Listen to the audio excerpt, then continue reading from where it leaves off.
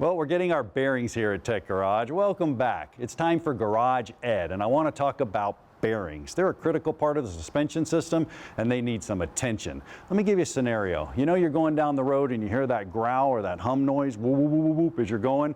You swerve to the right or left, it may change a bit. Well, you don't know if it's a tire or a bearing. Well, I can show you how you can actually check it. You can go down the road, and let's say you're on asphalt and you're going along and you hear it. And then you change road surfaces. And when you change road surfaces, the noise changes. Well, that's most likely a tire. If it doesn't change, you might have a bearing issue. Now, there's a few things you can do there as well.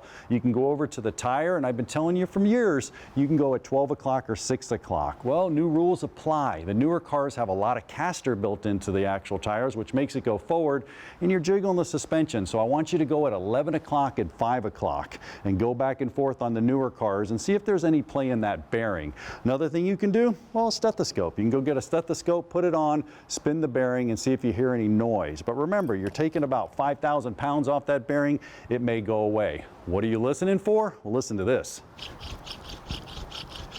That's not good. That's an actual bearing problem, and that doesn't even have any weight on it. So you'll hear it. Now, this one here, brand new from rockauto.com.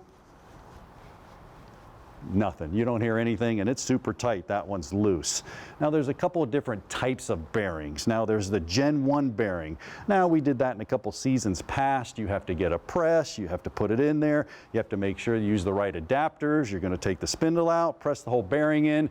Big process, and a lot of times you end up with something like this right here. This is not good. You actually press the inner bearing out and you ruin an $80, $90 bearing. So what do I recommend? Well, once again, rockauto.com has the whole suspension components right here. Everything you need to do the job right and do it the first time. A lot easier, a lot more cost effective because you're not putting all the labor in to putting the bearing in. Now, what do you want to do? If you still have a problem, you can always do a dial indicator, but you want to do that before your bearing turns into this mess right here. So in order to use a dial indicator, well, we're going to need some help once again. Get you a dial indicator, hook it up. That'll give you a foolproof tale if the car is good or not good. Here you go, Dave. Well, thanks, Johnny. I appreciate it, but I've already got a dial indicator hooked up here, and we'll show you how it works. Now, we've got this set up on the table, which isn't the best idea in the world because it's a little bit wobbly. You want to be on a more solid surface or down on the ground. You can put your car up on some jack stands, then hook the dial indicator up there. You'll get a more precise measurement. But just for sake of television, we're going to do it this way. Now, we've pulled the wheel off, obviously. We've pulled the brake rotor off as well. And we've got the caliper suspended here by a bungee cord to make sure we do not hurt any of the brake lines. Now, let's take a look at our dial indicator here. We don't have to zero it out because we're just looking for relative position here as we spin the wheel hub around. And we've got it on the outside of the hub here. And as we spin it around, we're looking at the deflection, and it is hardly moving at all.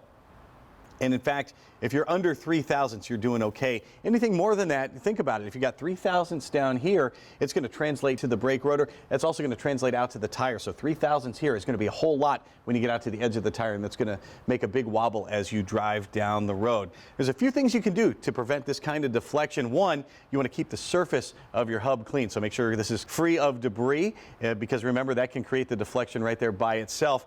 And you want to make sure that you torque your lug nuts down correctly using a torque wrench like this.